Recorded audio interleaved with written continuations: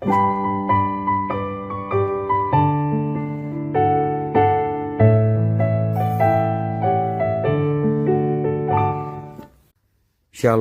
devosi 2 Raja-Raja pasal 21. Dalam teks firman Tuhan yang kita baca hari ini, kita memperhatikan Raja Manasye pada akhirnya menggantikan Hizkia ayahnya dan berkuasa selama 55 tahun. Hampir 2 kali lipat masa kekuasaan Hizkia. Ya, maksudnya dari Raja Manasye ini. Dari lamanya berkuasa, tampaknya Manasye jauh lebih berhasil daripada ayahnya yang setia kepada Allah. Alkitab menggambarkan Manasye sebagai raja yang jahat, yang menyembah Baal dan Asyera. Itu tertulis dalam ayat yang ketiga sampai ayat yang ketujuh. Ya, Manasye berumur 12 tahun pada waktu ia menjadi raja dan 55 tahun lamanya ia memerintah di Yerusalem. Nama ibunya ialah Hefzibah.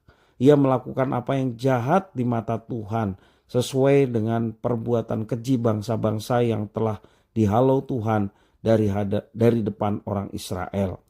Ia mendirikan kembali bukit-bukit pengorbanan yang telah dimusnahkan oleh Hizkia ayahnya. Ia membangun mesbah-mesbah untuk Baal, membuat patung Asyera, seperti yang dilakukan Ahab Raja Israel, dan sujud menyembah kepada segenap tentara langit dan beribadah kepadanya. Ayat 7.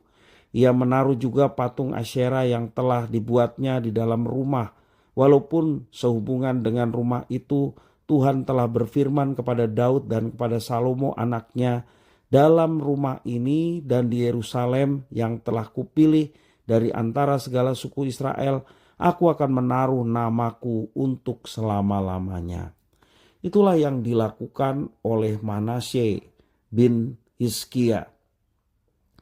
Alkitab sungguh menggambarkan bagaimana jahatnya Raja Manasye telah melakukan sesuatu yang menyakiti hati Tuhan.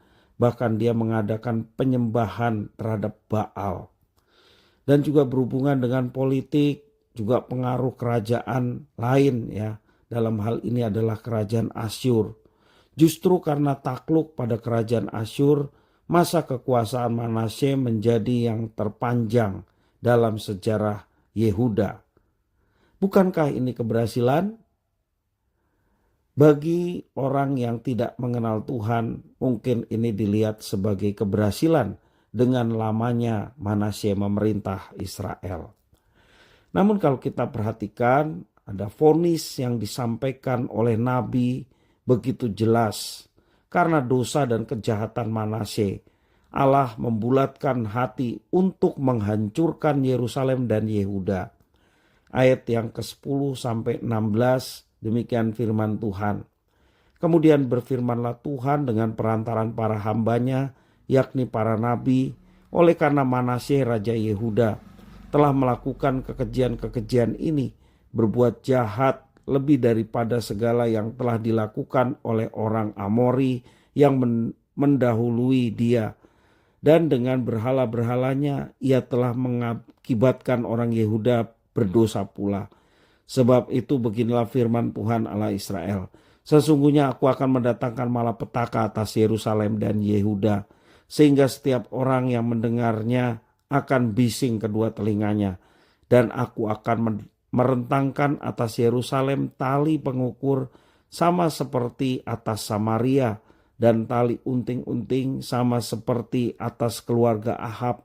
Dan aku akan menghapuskan Yerusalem seperti orang menghapus pinggan, yakni habis dihapus, dibalikan pula menungking. Aku akan membuangkan sisa milik pusakaku dan akan menyerahkan mereka ke dalam tangan musuh-musuh mereka, sehingga mereka menjadi jarahan dan menjadi rampasan bagi semua musuh mereka. Oleh karena mereka telah melakukan apa yang jahat di mataku, dan dengan demikian mereka menimbulkan sakit hatiku.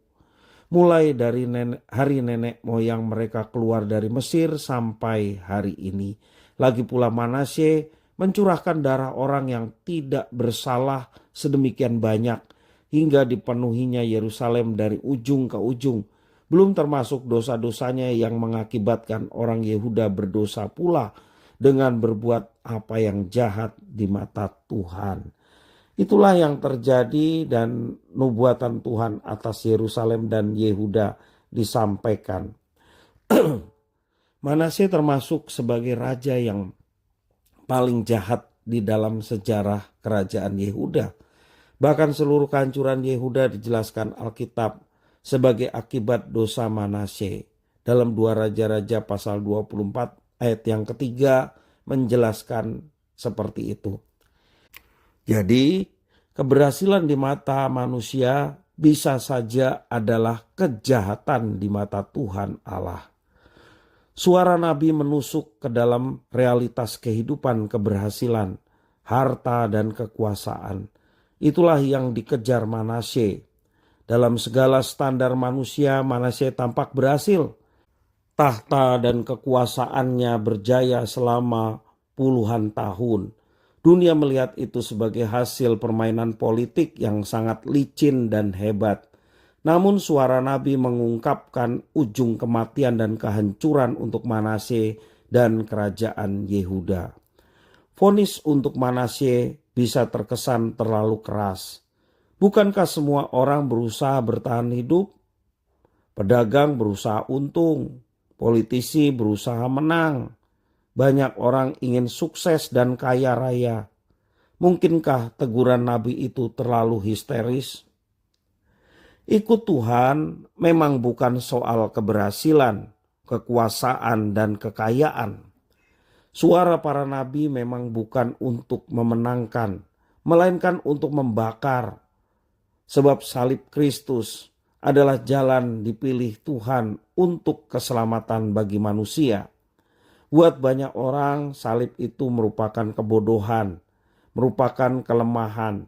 Tetapi buat orang yang percaya dan beriman kepada Kristus, salib Kristus adalah kekuatan dan hikmat dari Tuhan. Tuhan Yesus memberkati.